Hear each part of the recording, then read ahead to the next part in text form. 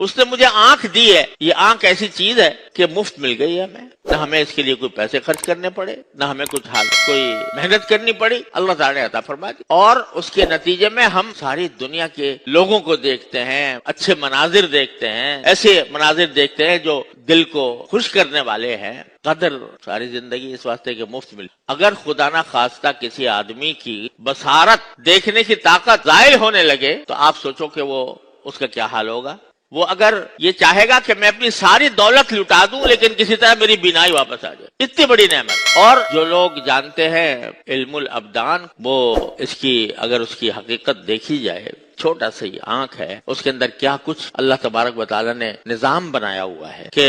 اس آنکھ کو چھپانے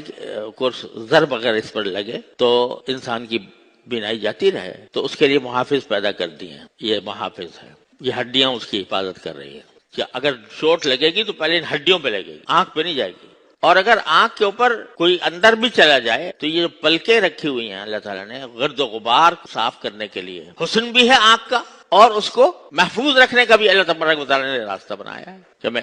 چنانچہ جب اگر فرض کرو یہ پلکیں ختم ہو جائیں تو بینائی میں بھی نقص آ جاتا ہے، اور وہ روک بھی نہیں کر سکتی کسی ذرات کے اندر جانے سے، ایسی جگہ اس کو بنا۔ اور پھر اس کے اندر یہ نظام رکھا کہ خود کار نظام ہے، آٹومیٹک، کہ جب آدمی اگر فرض کرو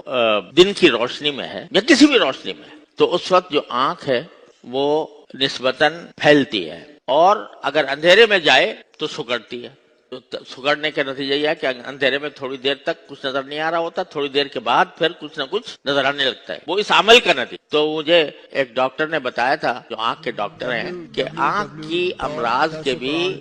11 قسمیں ہیں اسپیشلسٹوں کی۔ کوئی کرنیا کا اسپیشلسٹ ہے، کوئی اس کا پردے کا اسپیشلسٹ ہے، کوئی کسی چیز۔ 11 قسمیں ہیں جس کے اوپر اسپیشلائز کیا ہے لوگوں نے۔ اور یہ جو میں بتا رہا ہوں کہ آنکھ کے سکڑنے اور پھیلنے، پتلی کے پھیلنے اور سکڑنے کا جو عمل ہے، اس کے اندر جو اللہ نے رگیں رکھے ہیں چھوٹی چھوٹی، وہ اس عرصے پھیلنے اور سکڑنے میں 7 میل کا فاصلہ طے کرتی ہیں، 7 میل کا فاصلہ طے کرتی ہیں۔ تو ہر لمحے جب آپ روشنی میں جائیں گے تو آنکھیں خود بخود 7 میل کا فاصلہ کر کے آپ کے مناسب فضا پیدا کر، آپ کسی اندھیرے میں جائیں گے تو اتنا فاصلہ طے کر کے وہ